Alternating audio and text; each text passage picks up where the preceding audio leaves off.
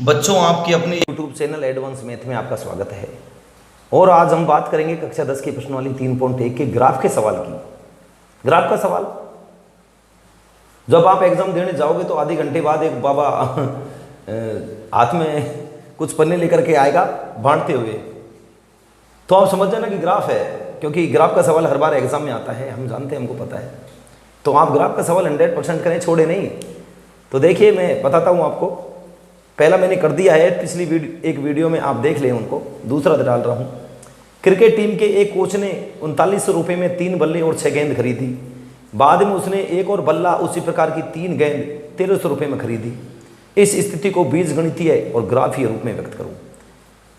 Coach ने क्या किया, 3 बल्ले और 6 गेंद खरीदी 3900 रुपये में। उसने दुकानदार से कही कि भाई मुझे 3 बल्ले और 6 गेंद दे दे, तो उसने निकाल के दे दिए 3 बल्ले और 6 गेंद, और उसने 3900 रुपये बता दिए।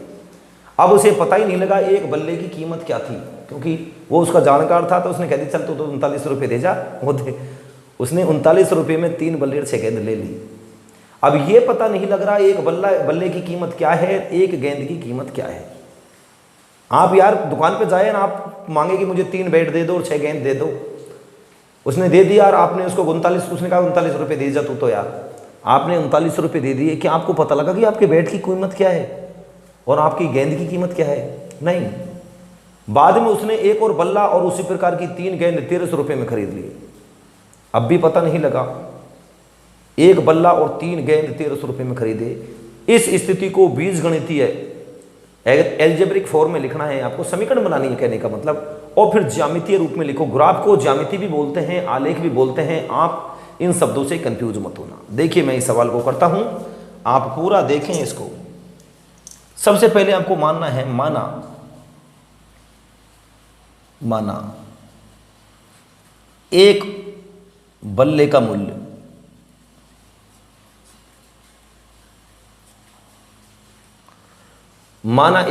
मूल्य बराबर x रुपये तथा एक गेंद का मूल्य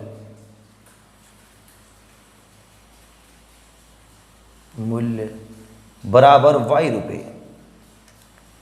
क्योंकि हमें पता ही नहीं है कि एक गेंद कितने की आई है, एक बल्ला कितने का आया है। और आप समझ रहे हो कि हमें समीकरण तो बनानी है, तो x y की तो जरूरत पड़ेगी, तो हमने मान लिया। अब उसने कहा है कि 3 बल्ले, जब एक बल्ला 100 रुपये का आ रहा है तो 3x के हो गए। अब समीकरण बना रहे हैं हम 3x।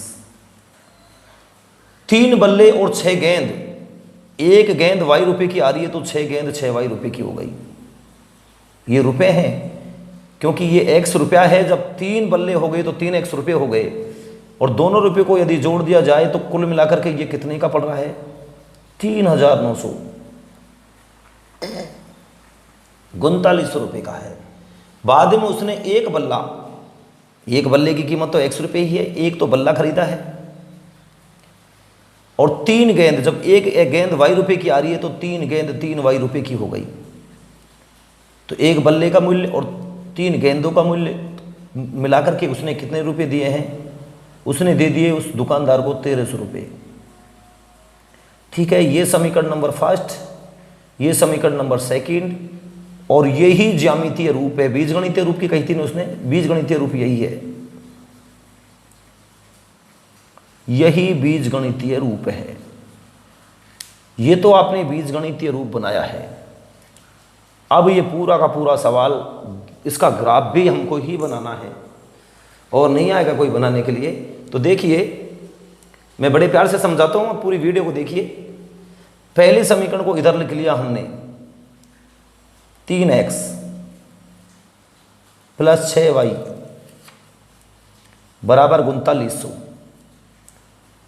थोड़ा समय लग जाएगा, लेकिन आराम आराम से बताऊंगा, क्योंकि 10 सवाल कर लो जल्दीबाजी में, चाहे एक सवाल धीरे कर लो, बात बराबर है। x प्लस 3y बराबर 1300। ठीक है, इसके करने के 2 तरीके हैं, क्योंकि ज़्यादातर यही बताते हैं कि जो मान x और y के आए हैं वो पूर्ण या पूर्णांक संख्याओं में आने चाहिए। ऐसी कोई बात नहीं है। आप देखिए, मैं समझाता हूँ आपको। मैं जो बता रहा हूँ उस तरह करो आप। पहले आपको इस समीकरण में x बराबर 0 रखना है तो y का मान आ जाएगा, और y बराबर 0 रखेंगे तो x का मान आ जाएगा। देखिए x बराबर 0 रखने पर, जब x बराबर 0 रखेंगे तो 3 गुणा 0, ये तो 0 हो जाएगा।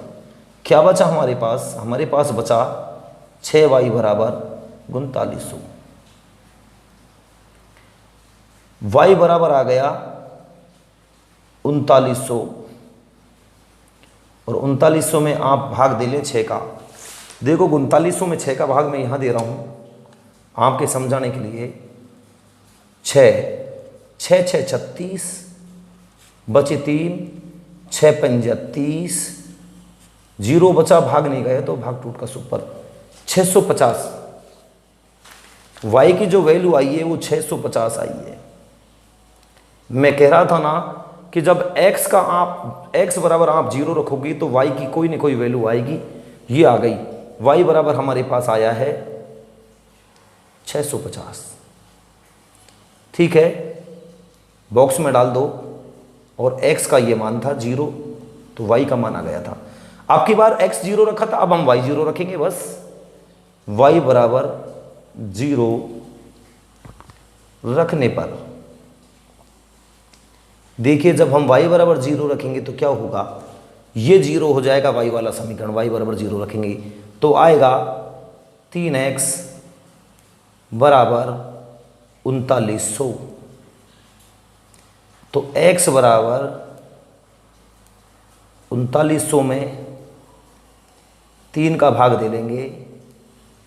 भाग अब की बार आप दे लेना, मैं नहीं दे रहा। 1300 आएगा, क्योंकि 10वीं क्लास में पढ़ते हो, छोटे छोटे भाग आपको आने ही चाहिए। क्या पढ़ रहे हो फिर आप लोग? x का मान 1300 आ गया। ठीक है, अब हम दूसरी साइड से करते हैं। देखिए मैं एक लाइन खींच देता हूँ सीधी, थोड़ा अच्छा लगेगा। वो तो क्या है, सेम प्रक्रिया, सेम प्रोसेस आपको इसके साथ करनी है। बिल्कुल सेम चलेगा दोनों में। देखिए x बराबर 0 रखने पर, 0 रखने पर, x बराबर जब आप 0 रखेंगे तो ये तो 0 हो गया। हमारे पास रहा 3y बराबर 1300।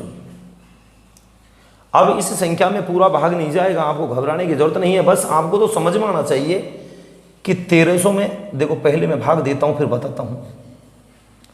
3 चौका 12, 1 बच गया, 0 उतार लिया, 3 तिया 9, 1 बच गया, 3 तिया 9, 1 बच गया, दशमलव लगा दिया तो 3 तिया 9, 433.3 आया है हमारी। y की जो वैल्यू आई है 433.3 आई है। ठीक है, ये पूर्ण संख्या में नहीं आई है, नहीं पूर्णांक है, ये डेसिमल राशि आई है, गलत नहीं है। अब देखिए, अब हम रखेंगे y, क्योंकि आपको सिखाया ये जाता है कि पूर्ण संख्याओं में निकालो, इसलिए सिखाया जाता है कि आप इसके मान को डिफाइन नहीं कर पाते, समझ नहीं पाते कितना है ये। अरे ये 450 से कम है और 400 से ज़्यादा है, अभी काम में ले लेंगे हम। अब हम रखेंगे y बराबर 0। देखिए y बराबर 0 रखने पर, y बराबर जब हम 0 रखेंगे तो ये 0 हो जाएगी पूरी y वाली डिजिट। हमारे पास आएगा x बराबर 1300। ठीक है, 2 बिंदी और 1300 है, ये 1300 आ गया। ठीक है, दोनों को अलग अलग बना लेंगे हम, जैसे पिछले सवाल में हमने बनाया था आलेख x और y। x आपने शुरू में जब 0 रखा था तो y की वैल्यू हमें आई थी 650,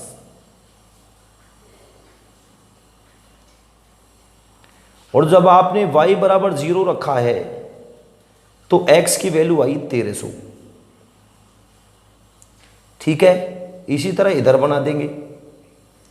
बिल्कुल काम सफाई से होना चाहिए ताकि कॉपी चेक करने वाले को लगे यार बेचारे ने कितना अच्छा किया है। आपको 3 नंबर के सवाल में 4 नंबर दे, उसको भी दया आ जाए, ऐसा करो, जान निकल जाए उसकी। x बराबर 0 रखेंगे तो y का मान आएगा 433.3, और ऐसे ही जब हम y बराबर 0 रखा लिया था हमने तो x का मान आया था 1300, ये 1300 है दरअसल। ठीक है, इतना हम कर लेंगे इसको, और इसके बाद अब हम बनाएंगे ग्राफ। देखिए मैं इसका ग्राफ बनाता हूं, आप पूरा देखें ढंग से। लाइन खींच लेता हूं, ब्लैक पेन से लाइन लेंगे, ये लो।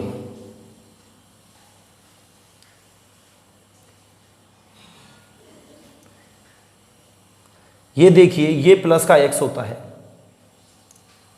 ये माइनस का x होता है, ये प्लस का y होता है, और ये माइनस का y होता है। ठीक है, सबसे पहले हम मानेंगे पैमाना। पैमाना देखिए इधर की साइड में लिखा करो, पैमाना आधे नंबर का होता है, गलती ना करें।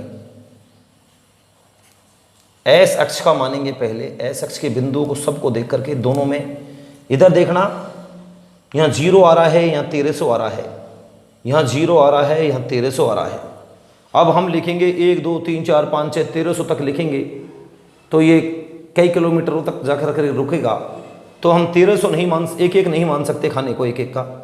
हम एक खाने को मान लें कितने का, 250 500, यानी कि एक खाने को मान लेते हैं 400 का। आप 300 को मान लो, 250 को मान लो, कोई नहीं, 400 अंक का। आपकी सुविधा से कितना भी मान सकते हो, कोई रोक नहीं है। एस अक्ष का मान लिया हमने। अब वाई अक्ष पे देखिए 650 0, 433 0, तो 650 आ रहा है बड़े से बड़ा। अब हम एक लिखें 1 2 3 4 5 6, तो 650 तक कहाँ तक लिखेंगे, तो हम एक खाने को मान लेते हैं 200 अंक। और वाई अक्ष का जो पैमाना है, एक खाना हमने मान लिया 200 अंक। अब 200 का पहाड़ा चलेगा इसमें है, इसमें तो चलेगा 400 का पहाड़ा, 400 ही कम 400, 400 दूनी 800, 400 तिया 1200, 400 चौका 1600। आ गया कि बिंदु 1300 था, आ गया है, बस इतना ही बहुत है, हमें ज़्यादा जरूरत नहीं है। ऐसे ही 400, ये माइनस का है, लेकिन हमारे पास माइनस का कोई बिंदु नहीं है, या फिर भी लिख दो आप 400 दूनी 800, 400 तिया 1200, और 400 चौका 1600। और ये माना था वाई अक्ष का हमने 200 का, तो 200 ही कम 200, 200 दूना 400, 200 तिया 600, 650 है, 200 चौका 800।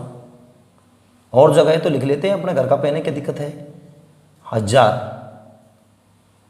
ये प्लस का वाई है, इधर माइनस का वाई देखिए 200, 400, 600, 800, 1000। यहाँ खाने मेरे से छोटे बड़े हो सकते हैं, आप वहाँ जब ग्राफ में बनाओगे, आप एक बार ग्राफ खरीद करके प्रैक्टिस जरूर करें, वरना बोर्ड के एग्जाम में गलत होने की संभावना बढ़ जाएगी। साफ इंस्ट्रक्शन है कि उससे बनाएं। देखिए बच्चों, ग्राफ बनाते हैं। x बराबर 0, 0 तो हमारा यहाँ होता है बिल्कुल बीच में, और y का मान 650 प्लस का 2, तो देखिए 600, यहाँ 700 और यहाँ 800, तो 650 हमारा यहाँ आएगा, बीच में ले लो 600, 700 बीच में और 800, तो 650 यहाँ आएगा। तो जो बिंदु है वो x तो था 0 और y था 650, ये बिंदु हो गया हमारा। इसी तरह y 0, अब 0 को सबसे पहले पकड़ा करो, और x 1300, 1300 कहाँ आएगा, 1200 के बाद 1300, 1400, 1500, 1600, तो 1300 यहाँ आएगा। आप इस तरह से डिफाइन कर लें, x का मान तो है हमारा 1300 और y का है 0। देखो x का तो 1300 है और y का 0 है। तो जो ग्राफ बनेगा हमारा, दोनों बिंदुओं को ज्वाइन करवा दीजिए, आपस में मिला दीजिए, कहने का मतलब बड़े प्यार से मिलाएं। ये लो भाई, बड़े प्यार से ही मिलाया है दोनों को, ठीक है। आप चाहें तो इनका नाम दे सकते हैं, इस बिंदु का नाम A, इस बिंदु का नाम B। उसी प्रकार दूसरे वाले का देख लो, दूसरा वाला ये रहा, x का मान 0, तो 0 तो हमारा यहीं रहता है, 0 कहीं जाता ही नहीं है, फिक्स रहता है एक जगह। तो y का मान 433.3, देखो 400 तो ये रहा, 500 यहाँ आता है, तो 433 लगभग यहाँ आएगा। आप ले सकते हैं थोड़ा ऊपर नीचे 1 पॉइंट, कोई फर्क नहीं पड़ता। x का 0 और y का 433.3, ठीक है। इसी तरह y 0, y तो 0 है और x का 1300, कहाँ है 1300, 1200 के बाद में 1300 हमारे यहाँ आ जाएगा, मान लो। इसके बगल में ये रहा 1300 और 0, ये तो सेम आ रहा है दोनों में, 1300 0, यहाँ भी 0 और 1300 है, तो 1200 यहाँ और 1300 यहाँ, फिक्स यहीं आ रहा है इसी बिंदु पर, तो कोई दिक्कत नहीं है। एक बिंदु तो हमारा ये रहा और एक बिंदु हमारा ये रहा, दोनों पे सेम आ रहा है। ये देखिए 1300 0, 1300 0, यानी कि ये दोनों प्रतिच्छेदी रेखाएं आपस में एक दूसरे को काटेंगी। तो ये देखो काट गई, काटने तो काट रही है, तो हमें तो कोई दिक्कत ही नहीं है। ये लो, ये दोनों बिल्कुल यहाँ पर इस बिंदु पर एक दूसरे को प्रतिच्छेद करेंगी, यानी कि ये प्रतिच्छेदी रेखाएं हैं, इसलिए एक दूसरे को काट रही हैं। बच्चों ये सवाल पूरा हो चुका है, और यदि आपको हमारी वीडियो अच्छी लगी है तो आप हमारे चैनल को ज़रूर सब्सक्राइब करें, लाइक करें, कमेंट करें, शेयर करें, और सब्सक्राइब तो आपको करना ही है, ये तो भूलना ही नहीं है। धन्यवाद।